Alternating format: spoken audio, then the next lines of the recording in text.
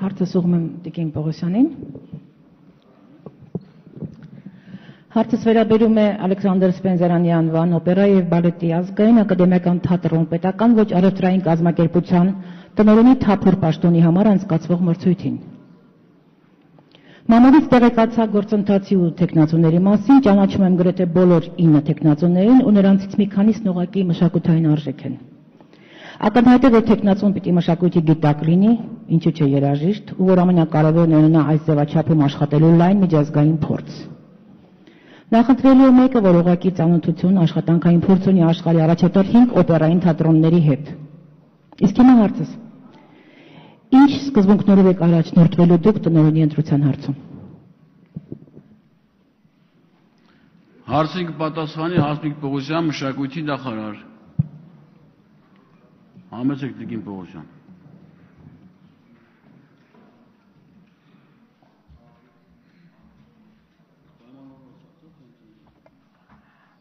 Առաջնորդվում եմ ոչ թե ես, այլ ՊՕԱԿ-ի մասին օրենքը եւ հանձնաժողովը, որ ստեղծվելու է ուրեմն մրցութային ամբողջ ընթացքը անցկացնելու համար եւ նաեւ անշուշտ որոշակի դեր է եւ ամենակարևոր դերն է խաղալու այն հանգամանքը, թե ինչ հայացակարգեր են զարգացման ներկայացնելու այն հավակնորդները, որոնք որ տնօրենի պաշտոնին այսօր ուրեմն ներկայացրեն իրենց հայտերը։ Ինձ համար մի քիչ անհասկանալի է թեկնածուները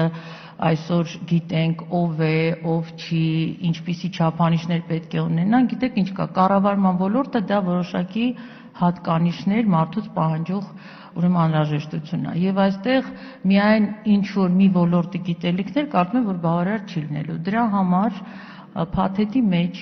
արտադիր պահանջ կեր հայեցակարգի ներկայացման պահանջը, որը որ կարծում եմ որի շուրջ ավելի մանրակրկիտ հարցեր կտրվի բոլոր թեկնածություններին եւ ըստ այդմ համապատասխան որոշումը հանձնաժողովի կողմից ըստ սահմանված կարգի կընդունվի։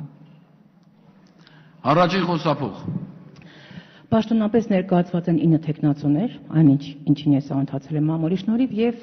ցավոք սրտի այդ 9 թեկնածուներից միայն 1 հոգին է ներկայացրել ծրագիր, որը իհարկե շատ լավն է, շատ վերաբերյալ է։ Այդպես չի, խնդրում եմ այդպիսի հայտարարություններ չանեք, որտեղ ապակողմնորոշում եք ամբողջ հասարակությունը, այն էլ օպերայի մրցույթի շուրջ։ Ուրեմն ուզում եմ ձեզ պաշտոնապես հավաստիացնել, որ այստեղ 9 փաթեթները ամբողջովին զեկուցվել է, որ ընդունվել են եւ կնքվել են օրենքի տարի ուրեմն համաձայն եւ փաթեթի մեջ ներառված են այն բոլոր անհրաժեշտ փաստաթղթերը, որը պետք են լինեն, ներառյալ հայեցակարգերը։ Խնդիրը նրանում է, թե ով իր հայեցակարգը որոշել է օր առաջ հանրայնացնել, իսկ ով միայն կներկայացնի մրցույթին։ Մրցույթի պահանջը այն է, որ դրանք փակ պահվում են մինչև մրցույթի ժամանակ ընթացքում այդ փաթեթները նոր բացվում են։ Սա է այն ուրեմն պահանջը, որը որ կատարված է ամբողջովին եւ այստեղ որևէ թերացումներ այս փուլում գոյություն չունեն։ Դրա համար ես կխնդրեի մանավանդ օպերայի հարցում, խնդրում եմ մի քիչ մենք զգույշ լինենք, հանգիստ լինենք։ Այսօր առաջին անգամ ընտրվում է օպերայի տնօրենը, ընտրվում է բոլոր փուլերը օրենքի կանոնները պահպանելով։ Չի նշանակվում, որպեսզի վաղը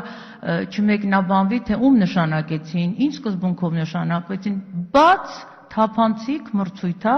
եւ 9 հոգու փաթեթները ներկայացված են, դրա բովանդակության վերաբերյալ ովքեր են այդ 9 հոգին մշակույթի նախարարությունը ոչ մի պաշտոնական հայտարարություն չի արել եւ այդ բոլոր ինֆորմացիան, որը պտտվում է, դա պտտվում է ներքին կարգով, այնքանով ինչքանով իրենք թեկնածուները ուզում են, որպեսզի դա հանրահռչակվի, այսքանը։ Կան որևէ հարցեր։ Շնորհակալություն։ Լյուբա Խաչատրյան։